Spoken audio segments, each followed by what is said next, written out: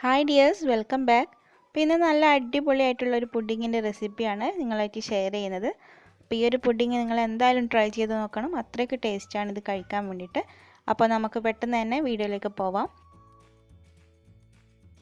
അപ്പോൾ അതിന് വേണ്ടി ഒരു പാനിലേക്ക് 1 ടേബിൾ സ്പൂണ് കൊക്കോ പൗഡർ ഇട്ട് കൊടുക്കാം. അപ്പോൾ ലൈറ്റ് കളർ കൊക്കോ പൗഡറാണ് എടുത്തിട്ടുള്ളത്. അതേപോലെ 1 ടേബിൾ സ്പൂണ് പഞ്ചസാരയും പിന്നെ ഒരു 3 ടേബിൾ സ്പൂണ് വെള്ളവും കൂടി ഒഴിച്ച് കൊടുക്കാം.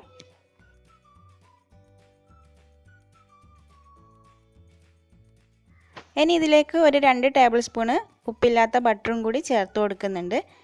ഇനി ഇത് ഏറ്റവും ലോ ഫ്ലെയിമിൽ വെച്ചിട്ട് ഈ പഞ്ചസാരയും ബട്ടറും ഒക്കെ ഒന്ന് മെൽറ്റ് ആകുന്നത് വരെ ഒന്ന് ചൂടാക്കിയെടുക്കാം.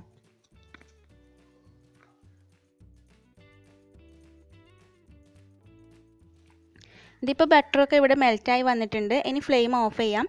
എന്നിട്ട് ചെറുതായിട്ടൊന്ന് ചൂട് മാറിക്കഴിഞ്ഞാൽ ഇതിലേക്ക് ഒരു 1/4 കപ്പ് നിറയെ തേങ്ങ ചിരകിയത് ചേർത്ത് കൊടുക്കാം.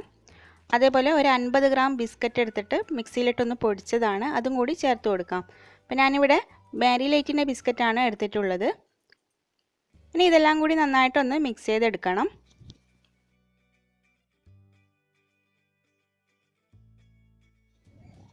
ഇനി ഇത് പുഡിംഗ് ട്രേയിലേക്ക് ഒന്ന് നിരത്തി കൊടുക്കാം.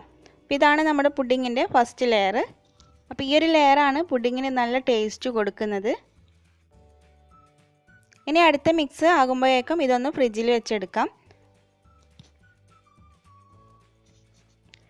ഇനി ഒരു പാനിലേക്ക് 1.5 കപ്പ് പാലെടുത്തിട്ടുണ്ട്. അതിലേക്ക് ഒരു 150 ഗ്രാം മിൽക്ക് മെയ്ഡാണ് ചേർത്ത് കൊടുക്കുന്നത്. അപ്പോൾ മിൽക്ക് മെയ്ഡ് ചേർക്കുന്നില്ലെങ്കിൽ നിങ്ങൾ പഞ്ചസാര ചേർത്താലും മതി. ഇനി ഇതൊന്ന് മിക്സ് ചെയ്ത ശേഷം നമുക്ക് ചൂടാകാൻ വേണ്ടി അടുപ്പിലേക്ക് മാറ്റാം. അതേപോലെ ഒരു 1/2 കപ്പ് പഞ്ചസാരയും കൂടി ചേർത്ത് കൊടുക്കുന്നുണ്ട്.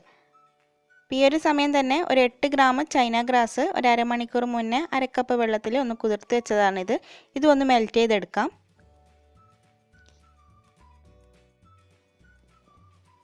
ഇനി ഞാനിവിടെ കുറച്ച് അണ്ടിപ്പരിപ്പും ബദാമും ഒരു 1/4 കപ്പോളം എടുത്തിട്ട് പാലിൽ കുതിർത്ത് വെച്ച ശേഷം മിക്സിയിലിട്ടൊന്ന് പേസ്റ്റാക്കി എടുത്തതാണിത്. അതും കൂടി ചേർത്ത് കൊടുക്കാം. നല്ല പേസ്റ്റാക്കിയിട്ടൊന്നുമില്ല, ചെറുതായിട്ടൊന്ന് കടിക്കുന്ന രീതിയിലാണ് അരച്ചെടുത്തിട്ടുള്ളത്.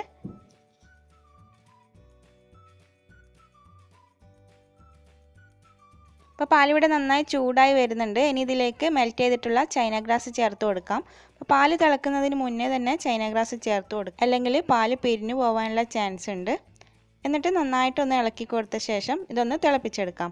അപ്പോൾ കൂടുതൽ സമയം തിളപ്പിച്ചെടുക്കുകയും ചെയ്യരുത്, അപ്പോഴും പിരിഞ്ഞു പോവും. ഇതിവിടെ തിളച്ച് വന്നിട്ടുണ്ട്. ഇനി ഫ്ലെയിം ഓഫ് ചെയ്യാം. ഇനി ഇതിൻ്റെ ചൂട് ചെറുതായിട്ടൊന്ന് മാറിക്കഴിഞ്ഞാൽ ഇതിലേക്ക് 1 കപ്പ് തേങ്ങാപ്പാൽ ചേർത്ത് കൊടുക്കുന്നുണ്ട്. എന്നിട്ട് മധുരമൊക്കെ ഒന്ന് ചെക്ക് ചെയ്ത് നോക്കുക. കുറവുണ്ടെങ്കിൽ അല്പം പഞ്ചസാര ഇട്ട് കൊടുത്താലും മതി. ഇനിയിപ്പോൾ നിങ്ങൾ തേങ്ങാപ്പാൽ ചേർക്കുന്നില്ലെങ്കിൽ നേരത്തെ ആ 1.5 കപ്പ് എടുത്തെടുക്കുക, 1 കപ്പ് കൂടി എക്സ്ട്രാ പാലെടുത്താൽ മതി. ഇനി ഈ മിക്സ് നേരത്തെ സെറ്റ് ചെയ്ത് വെച്ചിട്ടുള്ള പുഡിംഗ് ട്രേയിലേക്ക് ഒഴിച്ചു കൊടുക്കാം.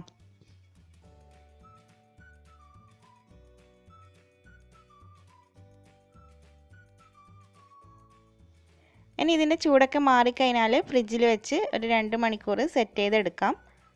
അപ്പോൾ ഇതിവിടെ നന്നായി സെറ്റായി വന്നിട്ടുണ്ട്. അപ്പോൾ അതിന് മുകളിൽ കുറച്ച് ചോക്ലേറ്റ് ഗ്രേറ്റ് ചെയ്തതും കൂടി ഇട്ട് കൊടുക്കുന്നുണ്ട്. അതേപോലെ കുറച്ച് ചോക്ലേറ്റ് ഗനാഷും കൂടി ഇതേപോലെ ആക്കി കൊടുക്കാം.